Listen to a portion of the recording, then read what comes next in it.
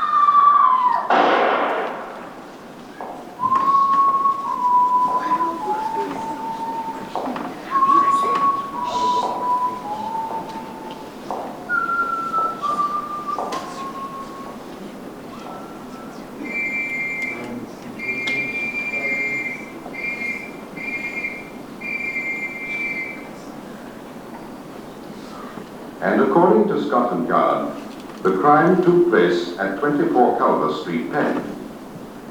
The murdered woman was a Mrs. Maureen Light. In connection with the murder, the police are anxious to interview a man seen in the vicinity wearing a dark overcoat, light scarf, and soft felt hat. Motorists are warned against ice-bound roads. The heavy snow is expected to continue, and throughout the country there will be a certain freezing, particularly at points on the north and northeast coast of Scotland. It's cold. Oh, God.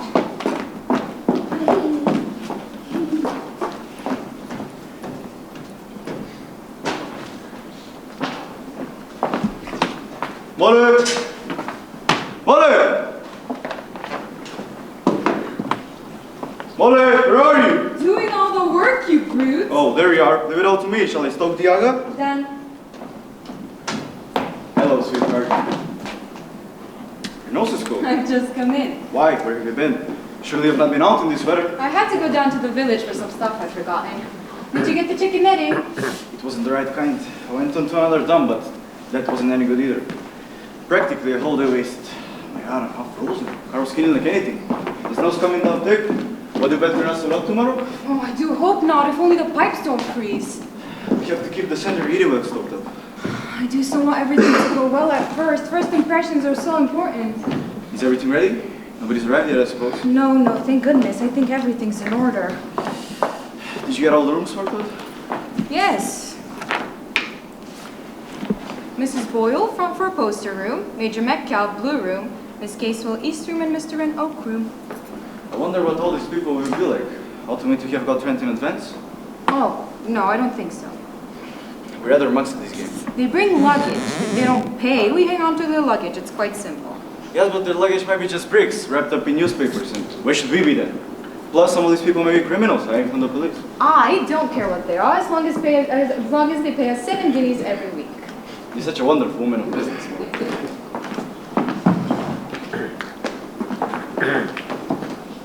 According to Scotland Yard, the crime took place at 24 Culver Street, Penn. The murdered woman was a Mrs. Maureen Light. In connection with the murder, the police are anxious to interview a man seen in the vicinity wearing a dark overcoat, light scarf, and soft felt hat. Motorists are warned against ice-bound roads. The heavy snow is expected to continue, and throughout the country there will be a certain freezing, particularly at points on the north and northeast coast of Scotland.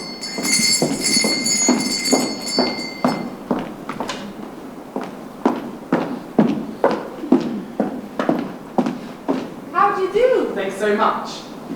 That is simply awful. My taxi gave up at your gate. Wouldn't attempt the drive. No sporting instinct. Are you Mrs. Ralston? How delightful. My name's Wren. How'd you do, Mr. Wren? You know, not at all as I'd pictured you.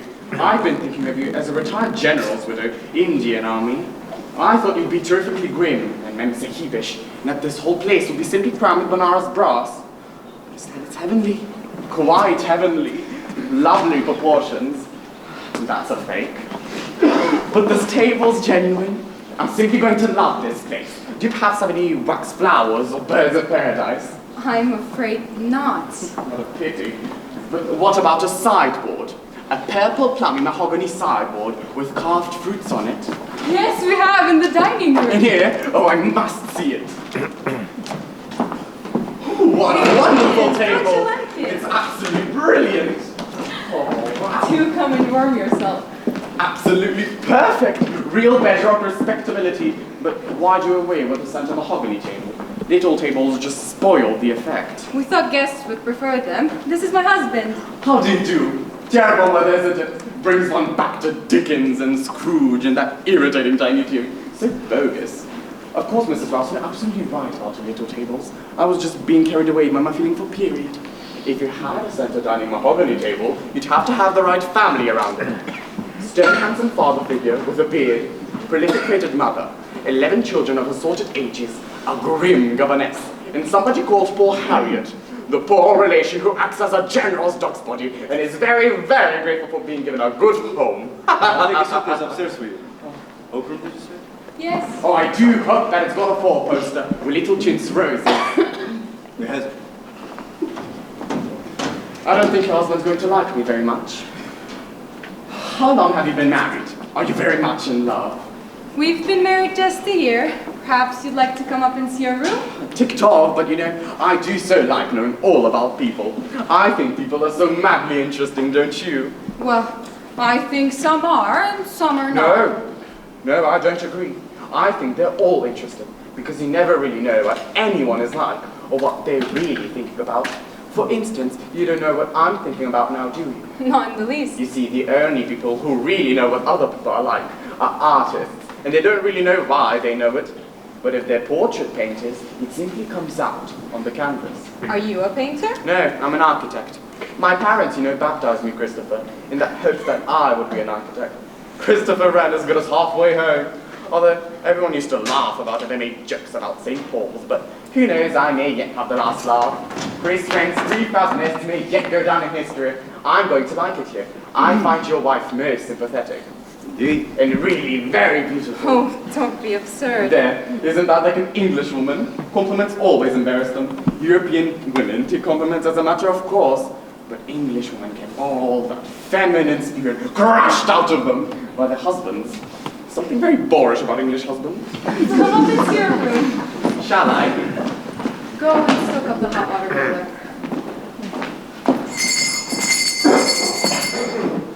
This is Monkswell Manor, I presume. Yes.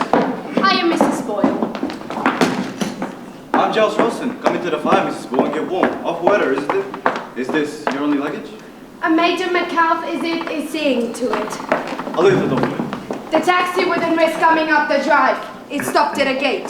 We had to share a taxi from the station and there was great difficulty in getting that. Not in order to meet us, it seems. I'm so sorry, Mrs. Boyle. We didn't know what train you will be coming by. You see, otherwise, of course, we'd have seen that someone was standing by. All trains should have been met. Let me take you. My wife will be here in a moment. I'll just go along to give Metcalf a hand with the bags.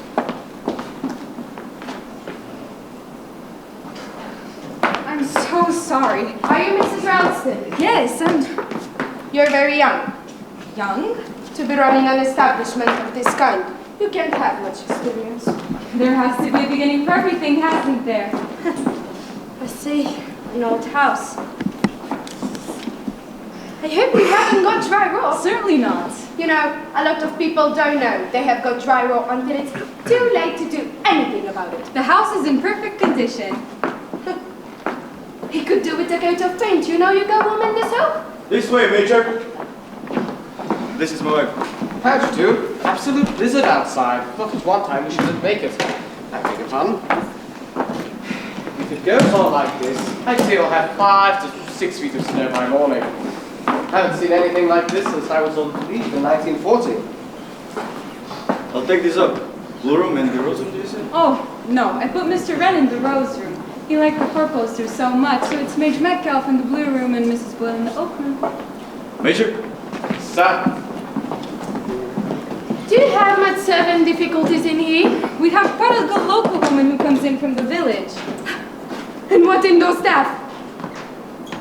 No indoor staff, just us. Indeed, I understood this was a guest house in full running order. We're only just starting. I consider your advertisement was most misleading. May I ask if I'm the only guest with Major Metcalf, that is? Oh no, there are several here. This weather too, a blizzard, no less. All very unfortunate. We couldn't very well foresee the weather. The north wind doth blow, and it will bring snow. And what will the robin do then? Poor thing. I adore nursery rhymes, don't you? Always so tragic and macabre. That's why children like them. May I introduce Mr. Wren, Mrs. Boyle? How to do? This is a very beautiful house, don't you think so? I have come to the time of life when the amenities of an establishment are more important than its appearance. If I had not believed this was a running concern, I should have never come here. There is no obligations for you to remain here if you're not satisfied, Mrs. Boyle. We've had so many applications for rooms that we shall be able to fill your place quite easily. I am certainly not going to leave before I have tried what the place is like. You needn't think you can turn me out now. Perhaps you can take me up to my bedroom, Mrs. Ralston. Certainly, Mrs. Boyle. Darling, you are wonderful. I think that's a perfectly horrible woman. I'd love to see you throw her out into the snow. Serve her right. It's a pleasure I've got to forgo, I'm afraid. There's another of them. Come in, come in. Afraid my car's walked about half a mile down the road. Ready to drift. Let me take this. Any more stuff in the car? No, I travel light. Glad to see you've got a good fire. Mr. Wren, Mrs. Miss Casewell. My wife will be down in a minute. No hurry, got to get myself thawed out. Looks as though it's going to be snowed up here. The weather forecast says heavy falls expected, more than a storm, etc. Hope you've got plenty of provisions. Oh yes, my wife's an excellent manager. Anyway, we can always eat her hands. Before we start eating each other, eh? Any news in the paper, apart from the weather? Usual political crisis. Oh yes, and a rather juicy murder. A murder? Ooh, I like murder. They seem to think it was a homicidal maniac. Strangled a woman, someone he had a sex maniac, I suppose. Doesn't seem to say much, does it? The police are anxious to interview a man seen in the vicinity of Covell Street at the time. Medium height, wearing darkish overcoat, lightish scarf, and a soft felt hat. Police messages to this effect have been broadcast throughout the day. Useful description. Fit pretty well anyone, wouldn't it? When it says that the police are anxious to interview someone, is that a polite way of hinting that he's the murderer? Could be. Who was the woman who was murdered? Mrs. Lyon, Mrs. Maureen Lyon. Young or old? Doesn't seem to say, though I don't suppose it was robbery. I told you, sex maniac. Oh, here's Miss Casewell, Mollie, my wife. How'd you do? It's an awful night. Would you like to come up to your room? The water's hot if you like a bath. You're right. I will.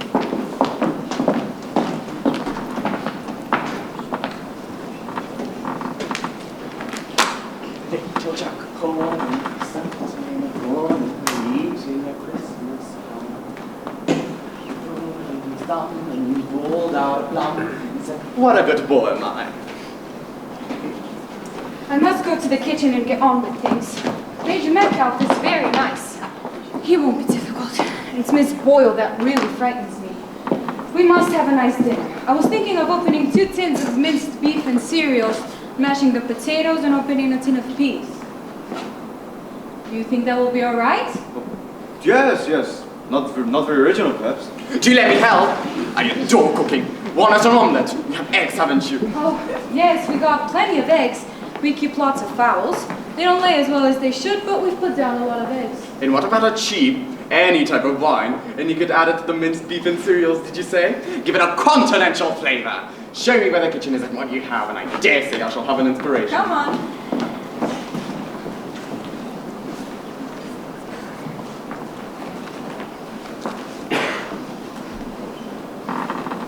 Isn't he sweet? He's put on an apron and he's getting all the things together. He says, leave it all to him and don't come back for half an hour. If our guests want to do the cooking themselves, it will save a lot of trouble. Why on earth did he go in the best room? I told you he liked the four-poster. He liked the pretty four-poster twerp. Giles! I've got no use for that kind. You didn't handle his suitcase, I did. Had it got bricks in it? No, it was no weight at all. If you ask me, there was nothing inside it. He's probably one of those young men who go about building clothing papers. I don't believe it. I like him. I think that Miss Casewell's rather peculiar, don't you?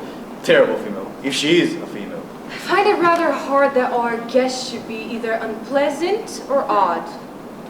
But I think Major Metcalf's alright, don't you? Probably drinks. Do you think so? No, I don't. I was just feeling rather depressed. Well, at any rate, we know the worst now. They've all arrived. Who could that be? Probably the Coversmith murderers.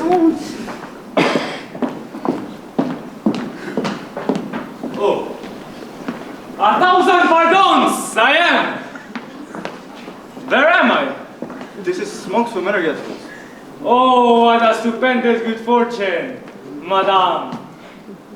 What an answer to a prayer. A guest house and a charming hostess. My Rolls Royce, alas, is run into a snowdrift. Blinding snow everywhere. I do not know where am I.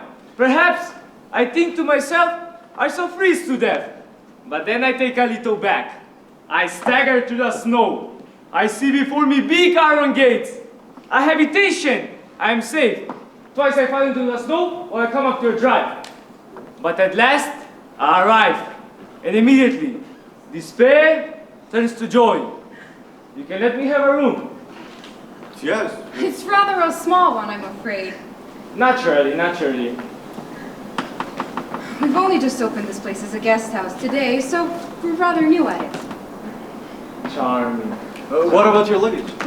That is of no consequence. I have locked the car securely. But wouldn't it be better to get No, I can assure you. At such a night as this, there will be no thieves abroad. And for me, my wants are very simple. I have all I need here, in this little bag. Yes, all that I need. Well, you better get thoroughly warm. I'll see about your room. It's rather a cold one, I'm afraid, because it faces north, but all the other ones are occupied. You have several guests? Yes, there's Miss Boyle and Major Metcalf and Miss Casewell and a young man called Christopher Wren, and now you. Yes, the unexpected guest. The guest that you did not invite, that came out of nowhere. Who am I? You do not know. Where do I come from? You do not know. Me, I'm the man of mystery. But now I tell you this, I complete the picture. From now on, there will be no more arrivals and no departures either. By tomorrow, perhaps even already, we are cut off from civilization. No butcher, no milkman, no postman, no daily papers. Nobody, nothing but ourselves. It's admirable, quite admirable. It could not suit me better. My name, by the way, is Paravicini. Oh yes, ours is Ralston. Mr. and Mrs. Ralston. And this is Monkswell Manor Guest House? Good. Perfect. Perfect.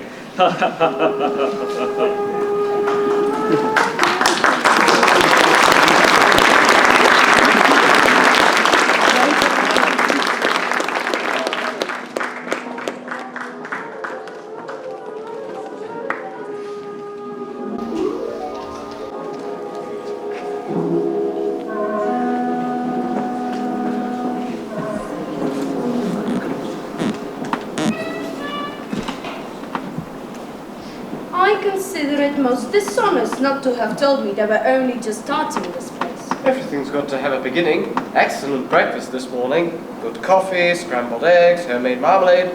All nicely served. And the little woman does it all herself. Amateurs, there should be a proper staff. Excellent lunch too. Call me. But very well disguised corned beef. Red wine in it. Mrs. Ralston promised she'd make a pie for us tonight. These radiators are not really hot. I shall speak about it. Comfortable beds too. Well, at least mine was. I hope yours was too. It was quite adequate. I don't quite see why the best bedroom should have been given to that very peculiar young man. Well, he came here before us. First come, first served. From the advertisement, I got quite a different impression of what this place would be like. A comfortable writing room, a much larger place altogether with bridge and other amenities. Regular old Tappy's delight. I beg your pardon? I mean, yes, I do see what you mean. I shan't stay here long. No, I don't suppose you will. That is a very peculiar young man. Thinks he's escaped from some lunatic asylum or something? I shouldn't be at all surprised. Giles? Yes? Can you shovel the snow away again from the back door? Coming. I'll go give you a hand. Good exercise. Must have good exercise. Oh, sorry. That's all right.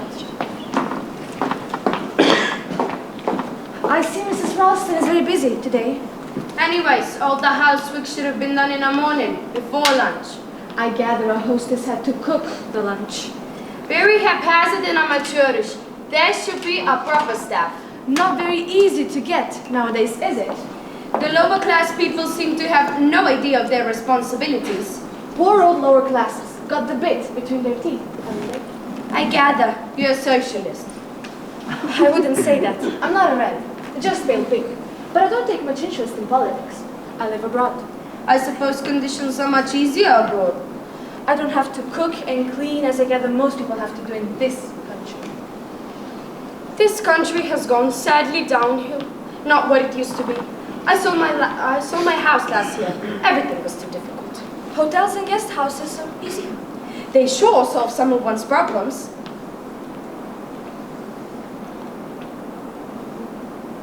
Are you over in England for long? Depends. I've got some business to see. When I'm done, I shall go back. To France? No. Italy? No.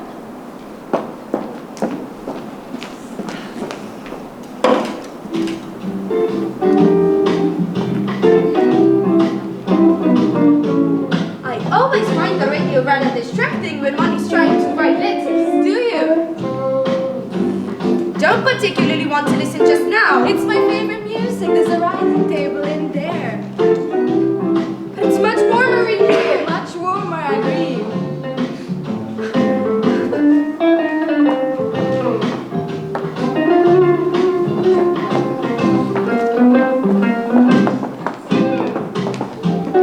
Bloody old bitch.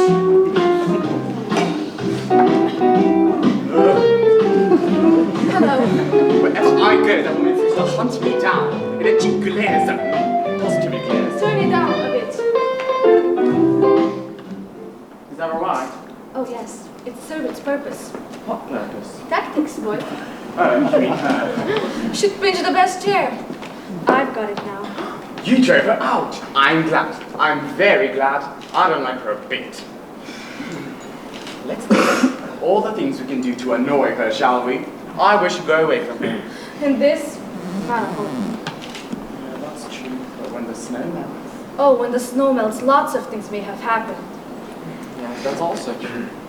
Snow's rather lovely, isn't it? So peaceful, pure. It makes one forget things. It doesn't make me forget. How fierce you sound. I was thinking, What sort of thinking? ice on a bedroom jug, chilblains raw and bleeding, one thin ragged blanket, a child shivering with cold and fear. My dear, that's too grim. What is it? A novel? You didn't know I was a writer, did you? Are you? No.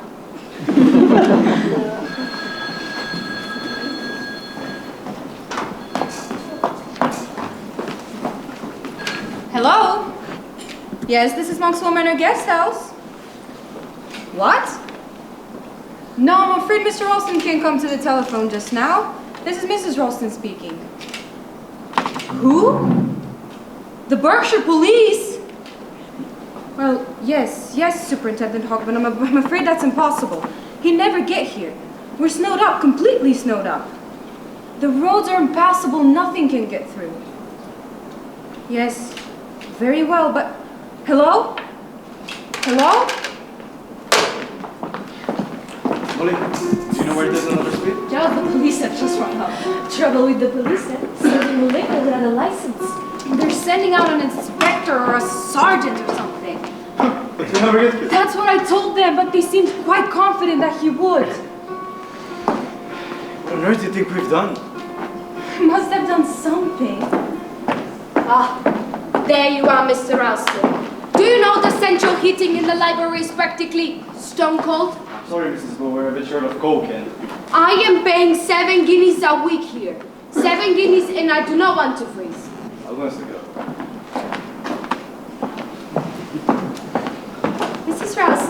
if you don't mind my saying so, you have a very extraordinary young man staying here. His manners and his scarves and... Does he ever brush his hair? He's an extremely brilliant young architect. I beg your pardon? Christopher Wren is an architect. My dear young woman, I have naturally heard of Sir Christopher Wren. Of course he was an architect. He built Saint's Paul. You young people seem to think that no one is educated but yourselves. You are young and inexperienced, and you should welcome advice from someone more knowledgeable than yourself. What about this foreigner? What about him? You weren't expecting him, were you? To turn away a bona fide traveler is against the law, Mrs. Boyle. You should know that. Why do you say that? Weren't you a magistrate sitting on the bench, Mrs. Boyle? All I say is that this Paravicini, or whatever he calls himself, seems Beware to the be... lady attack of the devil, and here he is. I didn't hear you come in. I came on tiptoe, like this. Nobody ever hears me if I don't want them to. I find it very amusing. Now, there I was shall go on with my letters. I'll see if the drawing room is a bit more. My charming hostess looks upset. What is it? Everything's rather difficult this morning because of the snow. Mrs. Ralston, may I give you a little word of warning? You and your husband should not be too trusting. Have you reference with this guest of yours? Is that usual? I always thought people just came. It's advisable to know something about the people who sleep under your roof. Take, for example, myself. I turned up saying that my car overturned in a snowdrift. What do you know of me? Nothing. Nothing at all. I may be a thief, a robber, a refugee, even a murderer. Oh. The drawing room is far too cold to sit in. I shall write my letters in peace. Allow me to poke the fire for you.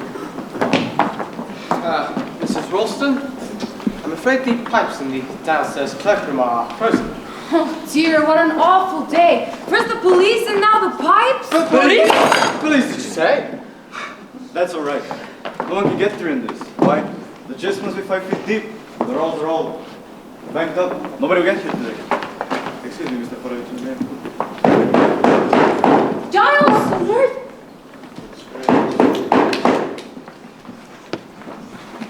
Are you Mr. Ralston? Yes. Thank you, sir. Detective Sergeant Trotter. Can I get these keys off and stow them somewhere? Yes, go around that way. The front door. I'll meet you. That's what we pay our police force nowadays, to enjoy themselves on winter spots. This is Detective Sergeant Trotter. Good afternoon. You can't be a sergeant. You're too young. I'm not quite as young as I look, madam. But terribly hearty.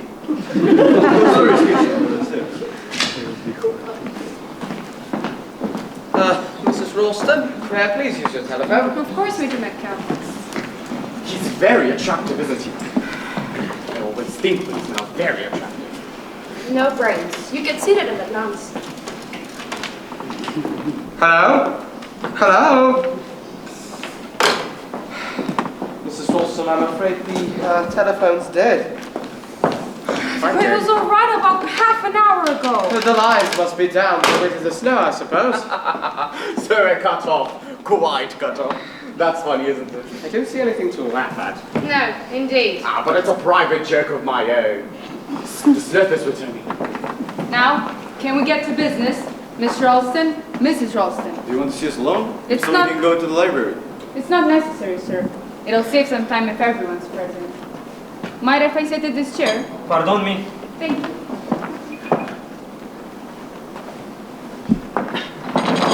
Oh, do hurry up and tell us. What have we done? Done? Oh, it's nothing of that kind, Mrs. Ralston. It's more of a matter of police protection, if you understand. Police protection? It relates to the death of Mrs. Lyon, Mrs. Maureen Lyon of 24 Culver Street. She was strangled yesterday. You may have heard about or read about the case. Oh, yes, I heard it on the wireless, the woman who was strangled. That's right, madam. The first thing I want to know is if you are acquainted with this Mrs. Lyon. Never heard of her. You may have known her under the name of Lyon. Lyon wasn't her real name. She had a husband, John Stanley, who resided at Longridge Farm, not very far from here. Longridge Farm? Yes. That for those children? Yes, sir. The Longridge Farm case. 3 children. That's right, miss. 3 children. 2 boys and a girl brought before court as in need of care and protection. A home was found for them with Mr. and Mrs. Stanning at Longridge Farm. One of the children subsequently died as a result of criminal neglect and persistent ill treatment. Case made a bit of a sensation at the time. It was horrible. The Stannings were sentenced to terms of imprisonment. Stanning died in prison. Mrs. Stanning served her sentence and was duly released. Yesterday, as I say, she was strangled. That was for culverts. Who did it? I'm coming to that, madam. A notebook was picked up near the scene of the crime, and in that notebook was written 2 addresses. One was 24 Culver Street, and the other was Monkswell Manor. What? Yes, sir. That's why Superintendent Hogben, upon receiving this information, thought it imperative for me to come out here and find out if any of you had some sort of relation with that business at Longridge Farm. There's nothing. There's absolutely nothing. It must be a coincidence. Superintendent Hogben doesn't think it is a coincidence, sir. He'd have come here himself if it had been in any way possible. Under the weather conditions and as I can ski, he sent me with instructions to get full particulars of everyone in this house, report back to him by phone, and take whatever measures I thought fit to ensure the safety of the household. Safety? What danger does he think we're in? Surely he's not suggesting that somebody's going to be killed here. I don't want to frighten any of the ladies, but frankly, yes, that The whole thing's crazy. Yes, sir, it's because it's crazy that it's dangerous. Nonsense! I must say, it seems a bit far-fetched. I think it's wonderful. There's something you haven't told us, Sergeant. Yes, Mrs. Ralston. Below the 2 addresses was written 3 blind mice, and on the dead woman's body was a paper with "This is the first" written on it. Below those words was a drawing of 3 little mice in a bar of music. The music was a tune of the nursery rhyme 3 Blind Mice. You know how it goes. 3 blind mice. 3 blind mice, see how they run. They all run after the farmer's wife. Oh, it's horrible. So there were 3 children, and one died. Yes, the youngest, a boy of 11.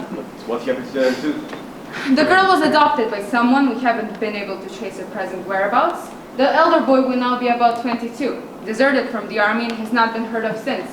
According to the army psychologist, he was definitely schizophrenic. They think that it was he who killed Miss Sly and Miss Stanning. Yes? That he's a homicidal maniac. That he will turn up here and try to kill someone. But why? That's what I've got to find out from you. As the superintendent sees it, there must be some connection. Now, you state, sir, that you yourself have never had any connection with that business at Longridge Farm. No. And the same goes for you, madam?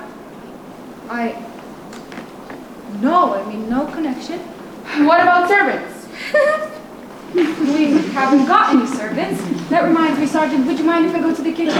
I'll be there if you need me. That's all right, Mrs. Ralston. Now, may I have all your names, please? We are merely staying in a kind of a hotel. We only arrived yesterday. You'd all book your rooms here beforehand. You don't plan to come here in advance. Well, yes, all except Mr. Paravicini, my car overturned into a snowdrift.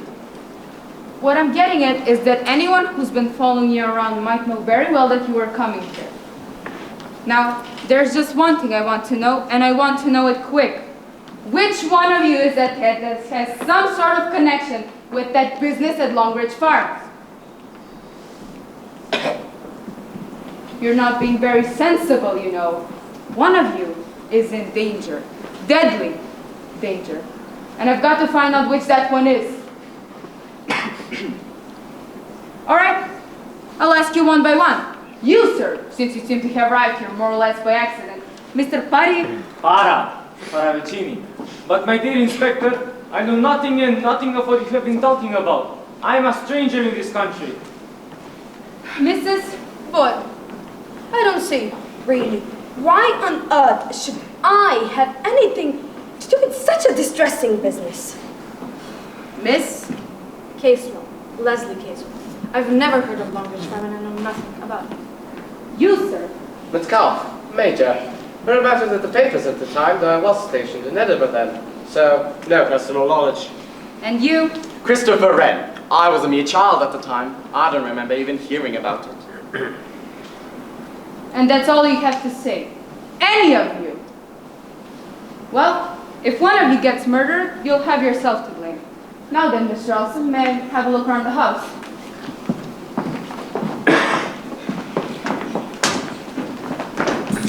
My dear, some melodramatic.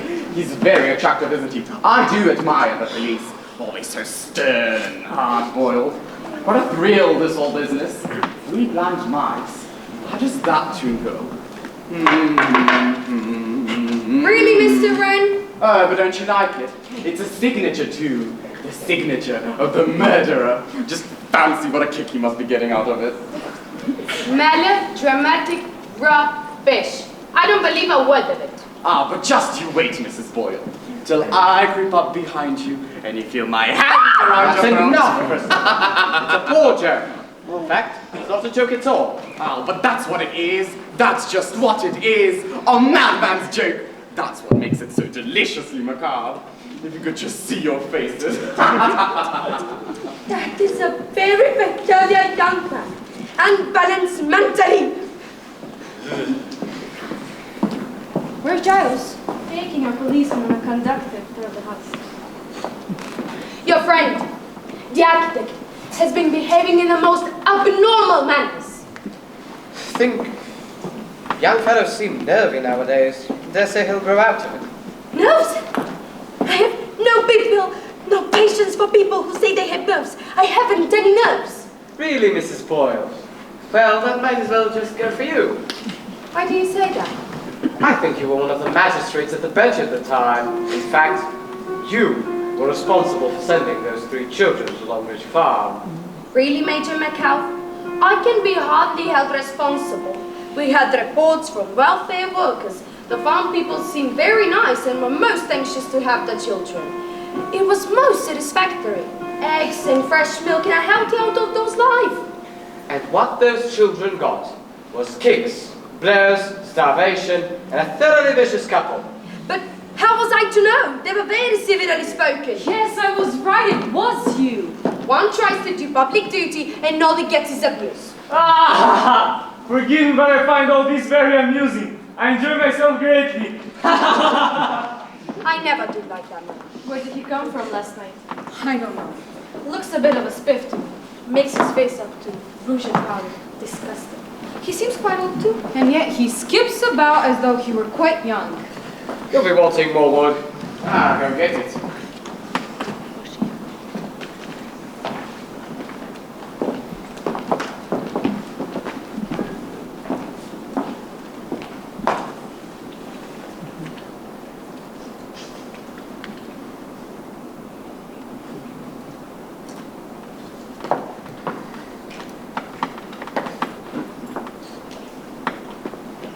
Now, where did I leave my pen?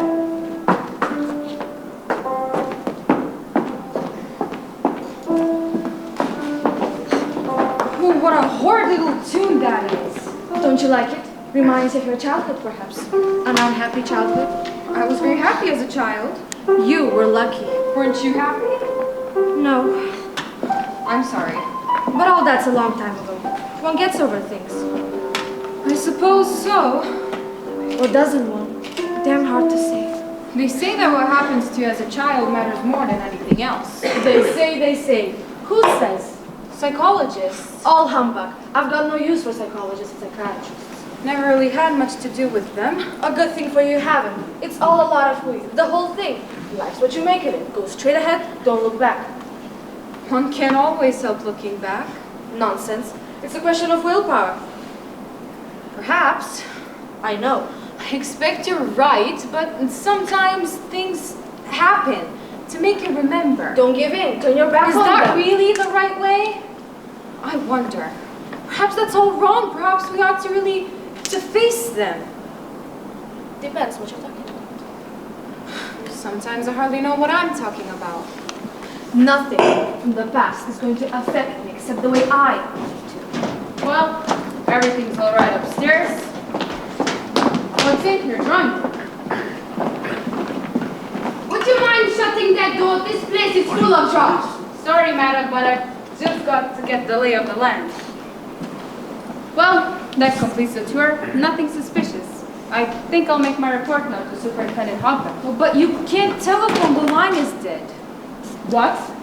Since when? Major Metcalf tried it just after you arrived. But it was all right earlier. Superintendent Hogben got through all right. Well, yes, I suppose since then it's down with the weight of the snow. I wonder. It may have been cut. Cut? Who's got it? Mr. Ralston, just how much do you know about the people who are staying in your guest house? We don't really know anything about them. But even if this maniac is trying to come down here and kill us all, or one of us, we're quite safe now. Because of the snow, no one can get here until it melts. Unless he's here already. Here already? Why not, Mr. Ralston? All these people arrived here beforehand, some hours after the murder of Mrs. Stanley. Yes, but except for Mr. Paravicini, they all booked beforehand. These crimes were planned. Crimes? There's only been one crime in Culver Street. Why are you so sure there will be another here? That it will happen here? No. I hope to prevent that. That it will be attempted? Yes. It's so fantastic. It isn't fantastic, it's just facts. Do you have a description of what this man looked like in London? Indeterminate build, darkish overcoat, face hidden by a muffler, spoke in a whisper. There are 3 darkish overcoats hanging in your hall right now. One of them is yours, Mr. Ralston. There are 3 softish felt heads. I don't believe it. You see, it's this telephone wire that worries me. If it's been cut. I must go. There's the pie and the potatoes. I must do the spinach. Is there an extension? Beg your pardon? Did you say something? Yes, I said, is there an extension? Yes, up in your bedroom. Go up and try it for me, will you?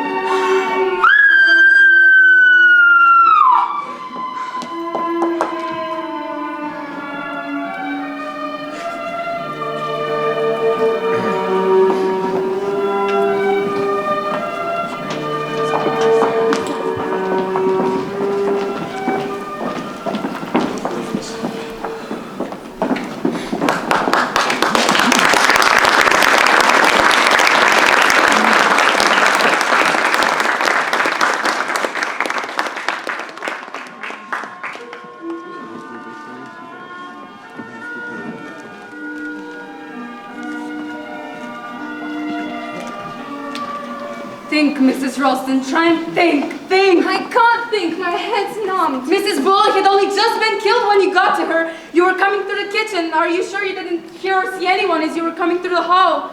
I'm not sure, just the radio blaring out in here.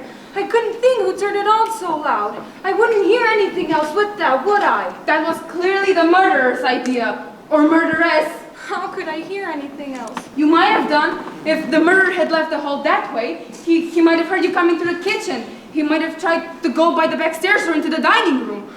I don't know, I just heard a door creak and shut just as I came out of the kitchen. Which door? I don't know. Think, Mrs. Ralston, upstairs, downstairs, close at hand, right, left. I don't know, I tell you, I'm not even sure I heard anything. Can you stop bullying her? She's all in. We are investigating a murder, Mr. Ralston. Up to now, nobody has taken this thing seriously. Mrs. Boyle didn't. She held out on me with information. Mrs. Boyle is dead. You all are holding out on me with information. If we don't get to the bottom of this, and mind you quickly, there's going to be another death. Another? Nonsense, why? Because there were 3 little mice. A death for each of them. But there would have to be some connection. I mean, another connection with the Longish farm business. Yes, there would have to be that. What's one other death here? Because in the notebook we found there was only 2 addresses written. Now at 24 Culver Street there was only 1 possible victim. She's dead. Here at Monkswell Manor there is a much wider field. Nonsense. Surely, it would be a most unlikely coincidence that there should be 2 people brought here by chance, both of them with the share of the Longish farm case. It wouldn't be so much of a coincidence. Think it out, Miss Casewell. Now, I want to get down quite clearly where everyone was at the time the murder was committed. I already have Mrs. Ralston's statement. You were in the kitchen preparing the vegetables. You came out of the kitchen through the hall and in here. The lights were turned off, but the radio was blaring. You turned the lights on, saw Mrs. Boyle and screamed. Yes, I screamed, and at last people came. Yes, as you say, people came, arriving more or less at the same time from different directions. As I was checking the telephone extension through the window over here, you, Miss Ralston, were up to your room which you and Mrs. Ralston occupied. Where were you when you heard Mrs. Ralston scream? I was still upstairs. I looked out of the window to see if we could see any sign of the wires being cut there, but I couldn't. Just as I closed the window again, I heard my Mollie scream and I rushed down. Those simple actions took you a rather long time. I don't think so. I should say they definitely took you a long time. I was thinking about something. Very well. Miss Wren, I'll have your account of where you were. I've been in the kitchen, seeing if there was anything I could do to help Mrs. Ralston. I adore cooking. After that, I went upstairs to my bedroom. Why? Well, it's quite a natural thing to go up to one's bedroom, don't you think? After that... You went to your bedroom because you wanted to be alone. Yeah, and I wanted to brush my hair and tidy up. You wanted to brush your hair. Anyway, that's where I was. And you heard Mrs. Ralston scream. Yes. And you came down the stairs. Yes.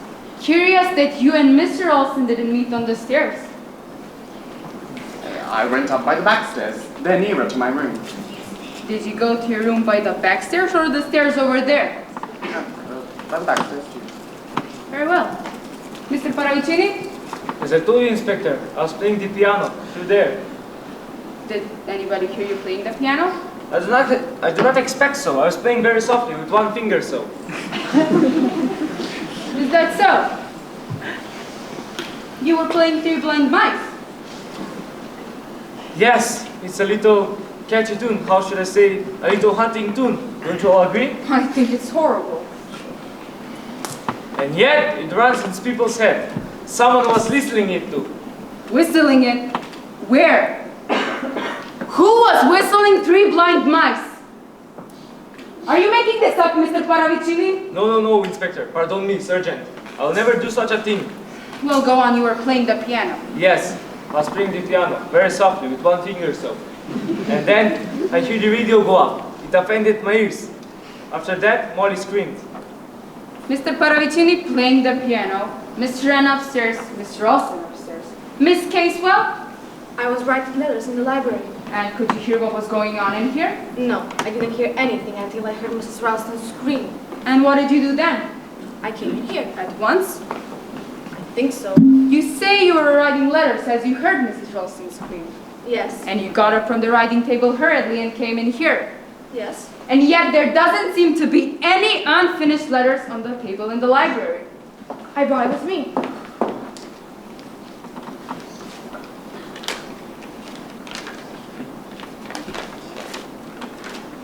Dearest Jessie, is this an aunt or a relative? That's none of your damn business. Perhaps not. You know, if I were to be writing letters, I don't think I'd have the time to pick up my unfinished letter, fold it, put it in my handbag before coming out to see what the matter was. You wouldn't. How interesting. Major Metcalf, you say you were in the cellars. Why? I was looking around, just looking around at the cupboard place under the stairs next to the kitchen. A bunch of sports tackle and junk. And then I saw a door. I opened it, I saw a flight of stairs going down. Curiously, I ended up in the cellars. Speaking of which, they're quite nice. Glad you like them. Not at all. Character on a monastery. I presume that's why they call this place Monkswell. We are not engaged in an antiquarian research, Major Metcalf. We are investigating a murder. Mrs. Ralston told us that she heard a door shut with a faint creak. That particular door shut with a faint creak. It could be, you know, that after killing Mrs. Boyle, the murderer had tried to close the doors behind him, pulling into the cupboards. Well, a lot of things could be. We've got to establish opportunity, you know, as well as motive. And let me tell you this, you all had opportunity. Anyone could go down each pair of steps. No, anyone could go down to the cellars by the doors near the kitchen. The vital fact was that each and every one of you was alone the time the murder was committed. But look here, Sergeant. You speak as though we were all under suspicion. That's absurd. In an investigation, everyone is under suspicion. But you know pretty well who killed that woman in Clover Street. You think he's the eldest of those 3 children in the farm. A mentally abnormal young man who is now 23 years of age. Damn it all, there's only one person who fits the bill. It's not true. It's not true. You're all against me. Everyone's always been against me. You're going to frame me for murder. Persecution, that's what it is. Steady, lad, steady. It's all right, Chris. Nobody's against you. Tell him it's all right. We don't frame people. Tell him you're not going to arrest him. I'm not arresting anyone. I haven't got any evidence yet. I think you're crazy, Mollie. And you too. There's only one person who fits the bill, and only as a safety measure he should be put under arrest. It's only fair to the rest of us. Wait, Giles, wait. Sergeant, may I speak with you a minute? Certainly, Mrs. Ralston. Will the rest of you go into the dining room, please?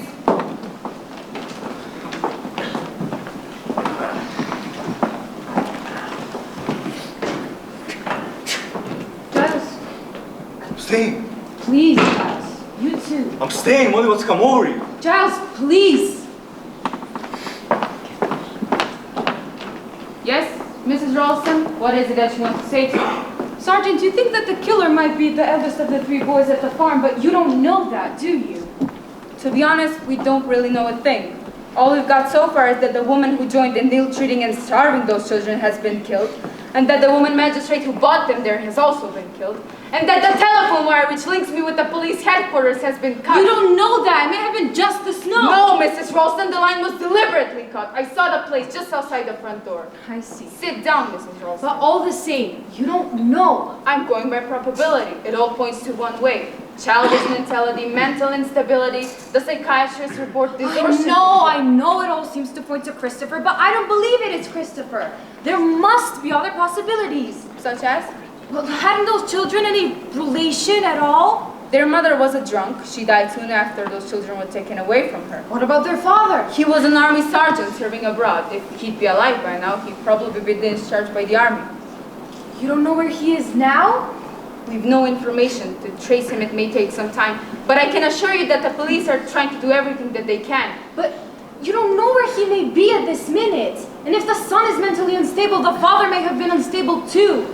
Well, it is possible. So if he came home after being a prisoner with the Japs, perhaps, and having suffered terribly, if he came home and saw his wife dead, and that his 3 children had gone through some terrible experience, and one died through it, he might go off his head a bit and want revenge. That's only surmise. But it's possible. Oh, yes, Mrs. Ralston, it's quite possible. So the murderer may be middle-aged or even old. Major Metcalf looked frightfully upset when I said the police are rung up. Major Metcalf. I know he seems quite nice and perfectly normal, but it mightn't show, might it? No, often it doesn't show at all. So there's not only Christopher that's a suspect, there's Major Metcalf as well. Any other suspects? Mr. Paravicini did drop the poker when they said the police are coming here. Mr. Paravicini. I know he seems quite old and foreign and everything, but he might not be as old as he looks. He's got makeup on his face. Miss Casewell noticed it too. He might be... I know this sounds very melodramatic, but he might be disguised. You're very worried that it shouldn't be young Christopher Wren, aren't you? He seems so helpless somehow, and so unhappy. Mrs. Ralston, let me tell you something. I've had all possibilities in mind ever since the beginning. The father, the boy Georgie, and someone else. There was a sister, you remember? Oh, the sister! That's right, a woman. It could have been a woman who killed Maureen Lyon. The muffler pulled up and the man's felt head pulled down. And the killer whispered, you know. It's the voice that gives the sex away, so it might have been a woman. Miss Casewell. She looks a bit old for the part. Yes, Mrs. Ralston, there's a much wider field. There's yourself, for instance. Me? You're about the right age. Whatever it is you tell me, I've got no means of checking it at this moment. And then there's her husband. Giles? How ridiculous! How much do you know about your husband, Mrs. Ralston? How much do I know about Giles? Don't be silly. You've been married how long? Just a year. And you met him where? At a dance in London, we met in a party. Did you meet his people? He hasn't any people, they're all dead. They're all dead! Yes, but you make it all sound wrong. His father was a barrister and his mother died when he was a baby. You're only telling me what he told you. You don't know any of your own That's knowledge. not true! You'd be surprised, Mrs. Ralston, if you knew how many cases rather like yours we get, especially since the war. How long had you known Giles before you married him? Just 3 weeks. And you don't know anything about him. That's not true! I know everything about him. I know exactly the sort of person he is. He's Giles! He and Christopher Wren are much of an age. See, her husband looks older for his years, and Christopher Wren looks younger. Actual age is very hard to tell. How long had you known him before you married him? I told you, just 3 weeks, but to suggest that he's some horrible, crazy, homicidal maniac is absurd. He wasn't even in London yesterday when the murder took place. Where was he? Here. No, he went cross-country to get wire netting for our chickens. Bring it back with him. Well, no, it turned out to be the wrong kind. Only 30 miles from London, aren't you? An hour by train, a little longer by car. I tell you, Giles wasn't in London yesterday. Just a minute, please. Is this your husband's coat? Yes.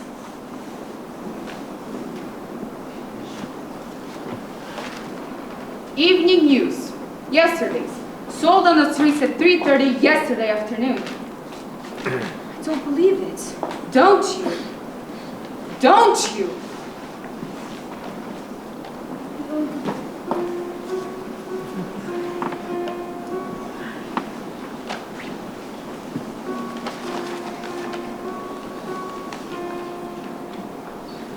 Mollie. You startled me. Where is he? Where has he gone? Who? The sergeant. He went out that way. There was only some way I could get away, somehow, some way. Is there any way I could hide in the house? Hide? Yes, from him. Why? Well, darling, they're all so frightfully against me. They're going to say I committed these murders. Particularly your husband. Never mind him. Listen, Christopher, you can't go on running away from things all your life. Why do you say that? Well, it's true, isn't it? Oh, yes, it's quite true. You've got to grow up sometime, Chris. Wish I hadn't. Your name isn't really Christopher Wren, is it? No. You're not really training to be an architect. No. Why did you Call myself Christopher Wren? Well, it just amused me. Everyone used to laugh at me at school and call me Christopher Robin Wren, association of ideas. It was hell being at school. What's your real name? We need to go into that. I ran away from my army service. It was all so beastly, I hated it. I know I'm just like the unknown murderer. I told you I was the one that fitted the specification. You see, my mother, oh my mother. Yes? Your mother? If only she hadn't died, she would have taken care of me and looked after me. Now, Sergeant Trotter thinks I'm guilty. No, he doesn't. Or at least, I don't know what he thinks. Oh, I hate him! Who? The sergeant! He puts things into your head, things that aren't true, things that can't possibly be true. What is all this? Come on, out with it. See this? Yes. What is it? Yesterday's evening paper, a London paper. It was in Giles's pocket. Good Lord, Mom. Surely you don't think that the sergeant... I don't know what the sergeant thinks. He makes you think things about people. You ask yourself questions and you begin to doubt. You feel as though someone you love and know very well might be a stranger. That's what happens in a nightmare. You're somewhere in the middle of friends, and then you look up at their faces, and they're not your friends any longer. They're different people. Just pretending. Perhaps you can't trust anybody. Perhaps everybody's a stranger. Oh, I seem to be interrupting something. No, we were just talking. Let's go get on with things in the kitchen. I'll come and give you a hand. No, you won't. Giles! Tete-a-tetes aren't very healthy things at present. Keep out of the kitchen and keep away from my wife. But really, look. You keep away from my wife, Wren! She's not going to be the next victim. So that's what you think. I've already said so, haven't I? There's a killer loose in this house, and it seems to me you fit the bill. I'm not the only one who fits the bill. I don't see who else does. How blind you are. Or do you just pretend to be blind? No, I'm just worrying about my wife. So am I. I'm not going to leave you alone with her. What the hell? Please go, Chris. I'm not going. Please go, Christopher. I mean it. Shan't be far away. What's all this? Mollie? You must be crazy. Perfectly prepared to shut yourself up in the kitchen and meet a homicidal maniac. He isn't. You've only got to look at him to see his barmy. He isn't, Giles. I tell you, he isn't dangerous. I know if he was dangerous. Anyway, I can look after myself. That's what Mrs. Boyle said. Oh, Giles, don't. Look here. What's there between you and that wretched boy? What do you mean by between us? I'm sorry for him, that's all. Perhaps you've met him before. Perhaps you suggested him to come here and that you both pretend to meet for the first time. All cooked up between you, was it? Giles, have you gone out of your mind? How could you suggest these things? Rather odd, isn't it, that you should come and stay in an out-of-the-way place like this? No other than that Miss Casewell, Major Metcalf, or Miss Boyle should. I've read once in a paper that these homicidal cases were able to attract women. Looks as though it were true. Where'd you first know him? How long has he been living on? You're being absolutely ridiculous. I never set eyes on Christopher Wren until he arrived here yesterday. That's what you say. Perhaps you've been running up to London to meet him on the slide. You know perfectly well that I haven't been up to London for weeks. Is it? You haven't been up to London for weeks? What do you mean? It's quite true. Then what's this? This is one of the gloves you were wearing yesterday. You dropped it. I picked it up this afternoon when I was talking to Sir Trotter. You see what's inside it?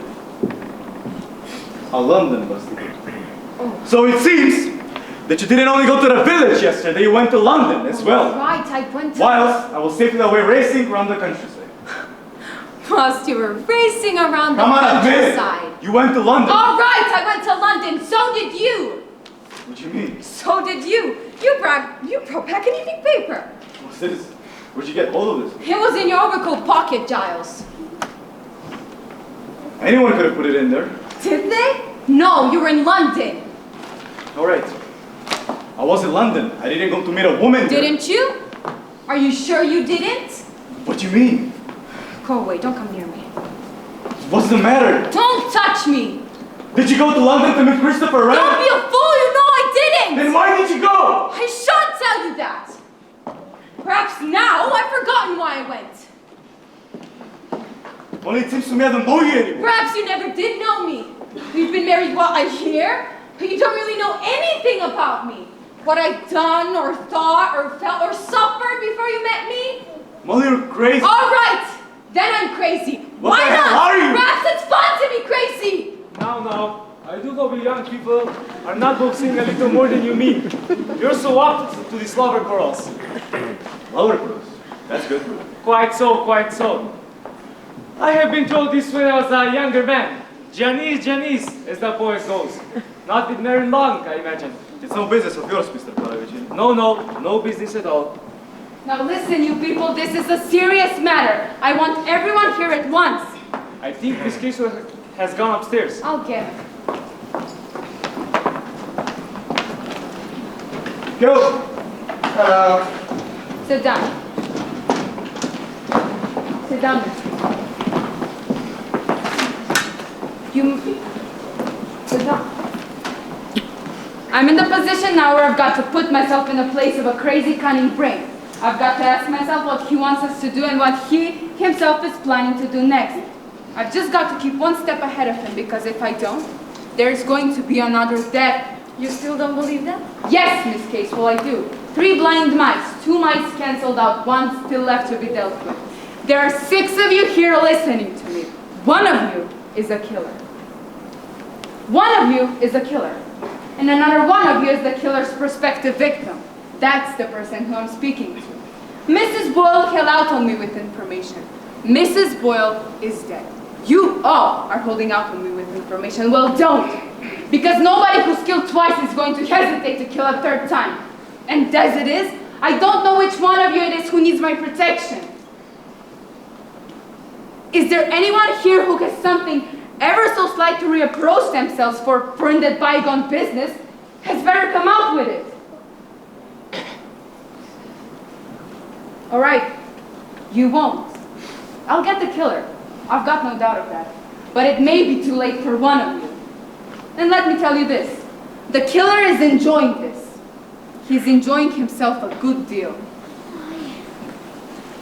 All right, you can go.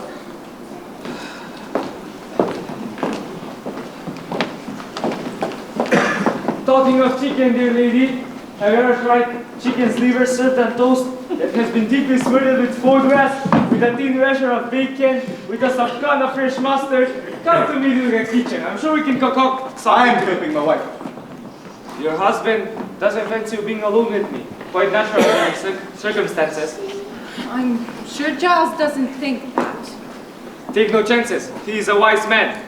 But can I prove to you, or to him, or to this Dutch sergeant, that I'm not a homicidal maniac? It's so hard to prove a negative, and suppose I really am. Oh, don't! But such a gay little tune, don't you think? She cut off their tails with a carving knife. Sneak, sneak, sneak, delicious. Oh, children think, just what the children would adore. Stop frightening my wife at once. See, it's silly of me, but I found her. Her face was all purple. I can't forget it. Yes, it's hard to forget things. You're not quite the forgetting kind. I must go. There's dinner and pie and... Please, Giles? What did you say to the lady to upset her, sir? Me, Sergeant? Oh, nothing. Just some innocent fun. There's nice fun and there's fun that's not so nice. Now I do wonder what you mean by that, Sergeant. I've been doing a little wondering about you and how that car of yours over happened to run in a snowdrift so conveniently. Inconveniently, don't you? That rather depends on the way you're looking at things. Just where were you bound for, by the way, when you had this accident? Oh, just on way to see a friend. In this neighborhood? Not so very far from here. And what is the name and address of this friend? No, really, Sergeant, does it matter? We It has nothing to do with this predicament, has it? We policemen always like the fullest information. What did you say this friend's name was? I didn't say. And it seems you're not going to say. That's very interesting. But there might be so many reasons. And a more discretion, the jealous husband. Rather old to be running around with the ladies at your time of life, aren't you? I might not be as old as I look. That's just what I've been thinking, sir. That you may not be as old as you try to look. There are many people who try to make themselves look younger than they actually are. And when one tries to make themselves look older, it does make one ask oneself why. Having asked so many questions of other people, isn't that overdoing things? I may get an answer from myself, but I don't get many from you. Try again. That is, if you have any more questions to ask. One or two. Where were you coming from last night? From London. What address in London? I always stayed at Ritz Hotel. Very nice too, I'm sure. What is your permanent address? I dislike permanency. What is your business or profession? I play the market. Stockbroker? No. Enjoying this little game, aren't you? Pretty sure of yourself too. Well, I wouldn't be too sure. You're mixed up in a murder case, and don't you forget it. Murder isn't just fun and games. Not even this murder? Oh, I was studied policeman, never had a sense of humor. Is the Inquisition over for the moment? For the moment, yes. Thank you.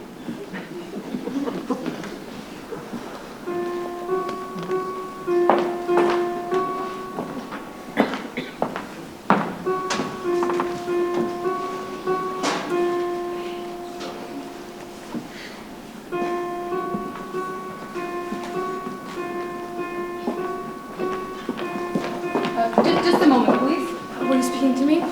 Yes, would you mind sitting down? Well, what do you want? You may have heard some of the questions I was asking Mr. Paravicini. I heard them. I would like to know a little information from you. What do you want to know? Full name, please. Leslie Margaret Catherine Casey. Catherine? I spell it with a K. Quite so. What is your address? Villa Mariposa, Pine Mallorca. That's in Italy. It's an island, a Spanish island. And what is your English address? Take care of Morgan's Bank, Leadenhall Street. Any other English addresses? No. How long have you been staying in England for? A week. And you've been staying where since your arrival? At the Ledbury Hotel, Knightsbridge. What brought you to Monkswell Manor, Miss Casewell? I wanted somewhere quiet, in the country. How long did you, or do you, intend to remain here? Until I have finished what I came here to do. And what was that? And what was that? What was it that you came here to do? I beg your pardon, I was thinking of something else. You still haven't answered my question. I really don't see, why I should.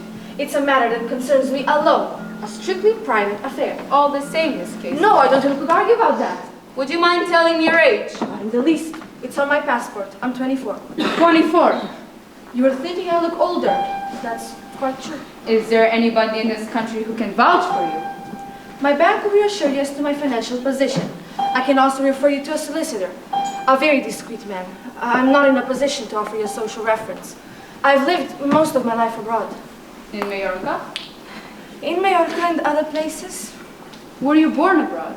No, I left England when I was 13. You know, Miss Casewell, I can't quite make you out. Does it matter? I don't know. What are you doing here? It seems to worry you. It does worry me. You left England when you were only 13. 12, 13, thereabouts. Was your name Casewell then? It's my name now. What was your name then? Come on, tell me. What are you trying to prove? I want to know what your real name was before you left England. It's a long time ago. I forgot it. There are things one simply can't forget. Possibly. Unhappiness, despair. I dare say. What is your real name? I told you, Leslie Margaret Catherine Casewell. Catherine? What the hell are you doing here? Oh God, I wish to God I'd never come here. I always thought the police weren't allowed to give people a third degree. I have merely been interrogating Miss Casewell. And you seem to have upset her. What did he do? No, it's nothing. It's just all this murder. It's so horrible. It came around suddenly. I'll go up to my room. It's impossible. I can't believe it. What's impossible? 6 impossible things before breakfast, like the Red Queen. Something like that. To me, you look as though you'd seen a ghost. I've seen something I ought to have seen before. Blind as a bat I've been, but I think now we may be able to get somewhere. Yes, at last the police have a clue. I want everyone here to assemble again. Do you know where they are?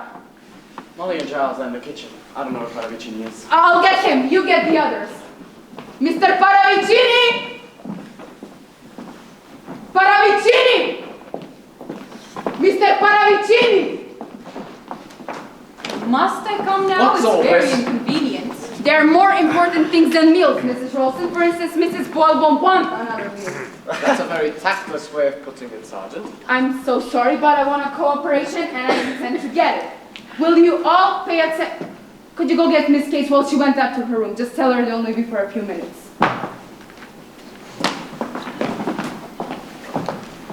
Miss Casewell! What's happening? Sit down, Miss Casewell. Will you all pay attention, please? You may remember at the time the murder was committed, I took statements from you all. Those statements related as to your positions when the murder was committed. Those statements were as follows. Mr. Ralston up in his bedroom, Mr. Wren detail. Miss Casewell in the library, Mrs. Ralston in the kitchen. Paravicini in the drawing room, Major Metcalf in the cellars. Correct. Those were the statements that you made. I had no means of checking these statements. They may be true, they may be not. To put it quite clearly, 5 of those statements were true. 1 was false. Which one? I have a plan that may help you discover who the liar is. And if I discover which one of you lied to me, then I know who the murderer is. Not necessarily. Someone may have lied for other reasons. I rather doubt that. I want everyone to do exactly as they did before. That old chestnut, the construction of the crime. It's a trap. What do you mean it's a trap? It's a trap. I know it's a trap. As I said, I want everyone to do exactly as they did before. Then I will pick out one finger and start playing the signature tune. 3 blind mice. Not so fast, Mr. Paravicini. Mrs. Ralston, do you know how to play the piano? Yes. And you know the tune of 3 blind mice? Don't we all know it? Could you go and pick it up with one finger just as Mr. Paravicini did? Good. Sit at the piano and wait for me to give you the signal. But Sergeant, I understood we should reform our former actions. The same actions will be performed, yes, but not necessarily by the same people. Now, will you all pay attention as I assign each of you your new roles? I don't see the point. There is a point. It is a means of checking up each statement and maybe one statement in particular. Mr. Wren, could you please go into the kitchen? Just keep an eye on Mrs. Ralston cooking. You're very fond of her meals, I believe. Mr. Paravicini, could you go up to Mr. Wren's room? By the back stairs is the most convenient way. Major Metcalf, could you please go up to Mr. Ralston's room? Just check the telephone right there. Miss Casewell, could you go down by the cellars? Mr. Wren will show you the way. I'm so sorry to ask of you, Miss Ralston, but unfortunately I need someone to reproduce my own actions. Could you go out by the window and trace the telephone wire? Rather a chilly job, but you're probably the toughest person here. What are you going to do, Sergeant? I'm enacting the part of Mrs. Boyle. Taking a bit of a risk, aren't you? You shall all remain in your places until you have heard me call you. No objection to mirroring the code? I should advise it, sir. Mrs. Ralston, count to 5 and begin to play.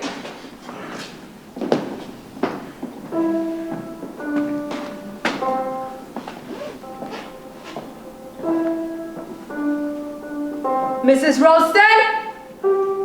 Mrs. Ralston! Yes? You look very pleased with yourself. Have you got what you wanted? Yes, I've got exactly what I wanted. You know who the murderer is? Yes. Which of them? You ought to know, Mrs. Ralston. I? Yes. You've been extraordinarily foolish with me ever since the beginning. You've run a very good chance of being killed by holding out on me. And as a result, you've put yourself in great danger more than once. I don't understand. Come on, Mrs. Ralston. We policemen aren't quite as dumb as you think. All along, I've realized you've had first-hand knowledge of that business at Longridge Farm. You knew Mrs. Boyle was the magistrate concerned, and yet you didn't say anything. Why? I wanted to forget. Your maiden name was Waring. Yes? Miss Waring. You taught school, in the school where those children went. Yes. Is it true that Jimmy, the boy who died, managed to get a letter posted to you? That letter begged for help. Help from his kind, young, innocent teacher. You never opened that letter, did you? I couldn't. I never got it. You just didn't bother. That's not true! I was ill. I went down with pneumonia that very day. The letter was put aside with others. It was weeks afterwards that I found it with a bunch of other letters. And by then the poor child was dead. Dead, waiting for me to do something. Hoping. Gradually losing hope. Oh, it's monstrous that such things should happen. Oh yes, Mrs. Ralston. It's monstrous. I thought the police didn't carry revolvers. The police don't. I'm not a policeman, Mrs. Ralston. You thought I was a policeman because I rang up from a call box and said that Sergeant Trotter was on his way. I cut those telephone wires as I came to your front door. Do you know who I am, Mrs. Ralston? I'm Georgie. I'm Jimmy's brother, Georgie. Oh. You'd better not scream, Mrs. Ralston, because if you do, I shall fire this revolver. I'd like to talk to you a little. I said I'd like to talk to you a little. Jimmy died. That nasty, cruel woman killed him. They put her in prison. Prison wasn't bad enough for her. I said I'd kill her one day. Then I did too, in the fog. It was great fun. I hope Jimmy knows. I'll kill them all when I've grown up. Because grown-ups can do anything that they like. I'm going to kill you in a minute. Better not. You'll never get safely away, you know. I don't even care if I get away or not. All then has been such great fun watching you all and pretending to be a policeman. That revolver will make a lot of noise. It will rather. Much better to do it the usual way and take you by the neck. The last little mouse in the trap. Georgie! Georgie! You know me, don't you? Do you remember the farm? Georgie, the animals, that fat old pig, and the day the bull chased us across the field? The dogs? Dogs? Yes, Spot and Plain. Kathy. Yes, Kathy, remember me now, don't you? Kathy, what are you doing here? I came to England to find you. I didn't recognize you until you twirled your hair the way you always used to do. Yes, you always did it, Georgie. Come with me. Come with me. Where are we going? I'm taking you somewhere where they will look after you and see that you won't do any more harm. Ralston! Mr. Ralston! Mollie, are you alright? Where are we? Giles, What with the threat with the Trotter? he's mad, quite mad. Yes, but you? I was mixed up in it all. I taught in the school. You should have told me. I wanted to forget. Everything is under control. Trotter's been knocked unconscious with a sedative. His sister's looking after him. Poor fellow's mad as a hatter. Of course, I've always had my suspicions. You did? Did you believe he was a policeman? Mrs. Ralston, I knew he wasn't a policeman. You see, I'm a policeman. You? Yes. As soon as we found that notebook which wrote Monkswell Manor on it, it was vital to send someone on the spot. If it were put up to him, the real Major Metcalf gladly let me take his place. I didn't understand it when Trotter turned up. Casewell is his sister? Yes, she recognized him doing his last business. She didn't know what to do, but thankfully she came to me right on time. Well, seems the snow's begun to thaw. Help's on the way. I thought it was Paravicini. Yeah, I wouldn't be surprised if they found 1,000 or so Swiss watches in the spare wheel. That's his line of business. Nasty little bit of it. Mollie, I believe you thought I was... Giles, what were you doing in London yesterday? I was buying an anniversary present. We've been there just a year today. That's what I went to London for and didn't want you to know.